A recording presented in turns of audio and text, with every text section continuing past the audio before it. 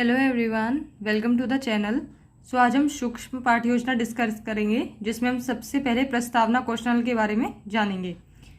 तो सबसे पहले हम जब भी कोई सूक्ष्म पाठ योजना बनाते हैं तो उसमें कुछ जनरल इन्फॉर्मेशन फिल करेंगे, जैसे कि दिनांक, विषय, प्रकरण, कक्षा, कालांश और अवधि। तो विषय हमारा भौतिक विज्ञान है।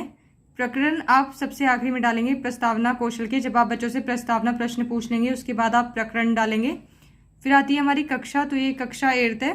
उसके बाद कालांश, जिस भी कालांश में आप पढ़ा रहे हो, और अवधि। इनकी जो सूक्ष्म पाठ योजना होती है इनकी अवधि 5 से 7 मिनट होती है। और इस कौशल का नाम है प्रस्तावना कौशल। इस कौशल में क्या होता है प्रस्तावना कौशल में, कि हमें बच्चों से पहले हम जो भी टॉपिक पढ़ाने जा रहे हैं तो वो हम टॉपिक उन्हें डायरेक्ट जाके नहीं पढ़ाते। हम क्या करते हैं, पहले उनसे कुछ छोटे छोटे क्वेश्चन पूछते हैं। इन क्वेश्चन की जो संख्या होती है वो 4 से 5 होती है। तो हम क्या करते हैं, उनका इंटरेस्ट डेवलप करते हैं उनसे क्वेश्चन पूछकर, और फिर उन्हें अपने टॉपिक तक, यानी जो अपना प्रकरण है उस तक ले आएंगे। तो इसमें कुछ घटक होते हैं, जैसे कि पहला, कथनों एवं प्रश्नों का छात्रों के पूर्व ज्ञान से संबंध। तो इसमें जो भी हम प्रश्न बच्चों से पूछेंगे तो उसमें हम उनके पूर्व ज्ञान से संबंध करके पूछेंगे। ऐसा नहीं है कि हम कुछ भी अपनी मर्जी से पूछ रहे हैं। उन्हें जितना इंटरेस्ट आए जितना उतना ही अच्छा है। तो हम क्या करेंगे कि उनके जो भी उनका पूर्व ज्ञान है उससे संबंधित ही हम उनसे प्रश्न पूछेंगे। दूसरा, कथनों एवं प्रश्नों का मुख्य पाठ के उद्देश्य से संबंध। मतलब जो भी हम उद्देश्य, हमारे पाठ का जो मुख्य पाठ का उद्देश्य है, जो हमने प्रकरण लिया है या हमारा विषय है, तो उससे उनका संबंध होना चाहिए। ऐसा नहीं है कि हमारा कुछ और टॉपिक पढ़ा रहे हैं लेकिन क्वेश्चंस कुछ और पूछ रहे हैं। उसके बाद है प्रश्नों एवं कथनों व विचारों में श्रृंखलाबद्धता, तो ये होनी चाहिए।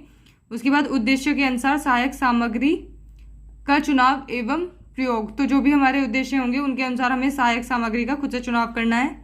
फिर उसके बाद है विद्यार्थियों में रुचि एवं अभिप्रेरणा पैदा करना। तो हमारे प्रश्न कुछ इस तरह से होने चाहिए कि बच्चों में रुचि पैदा हो, अभिप्रेरणा पैदा हो।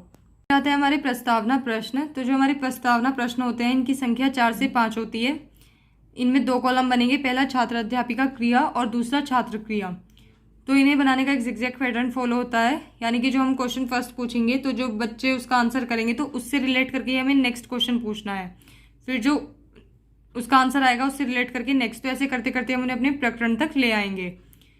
तो इनसे क्या होता है, बच्चों का इंटरेस्ट भी डेवलप होता है जब उन्हें उनसे रिलेट करके कुछ क्वेश्चन पूछते हैं जो उन्हें मतलब पहले से पता हो, पूर्व जानकारी हो उन्हें। तो उससे रिलेट करके जब हम क्वेश्चन पूछते हैं तो बच्चे पूरी क्यूरियोसिटी हो जाती है उनमें कि आज हम क्या पढ़ने वाले हैं।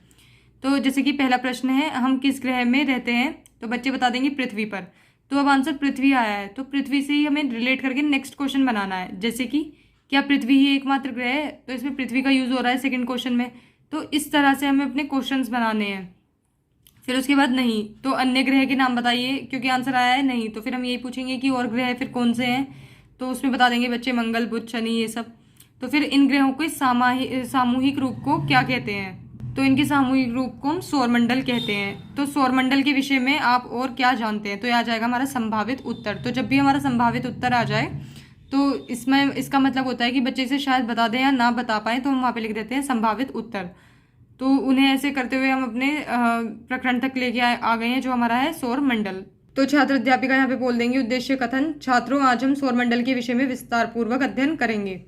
तो इस तरह से हमें ये प्रश्न बना देते हैं प्रस्तावना प्रश्न। तो ये हमें अपनी मर्जी से कुछ भी नहीं पूछना होता है। ऐसा होता है कि जो प्रश्न हम पहला पूछेंगे उसका जो आंसर आएगा उससे रिलेट करके नेक्स्ट। तो एक सीक्वेंस में चलने होते हैं।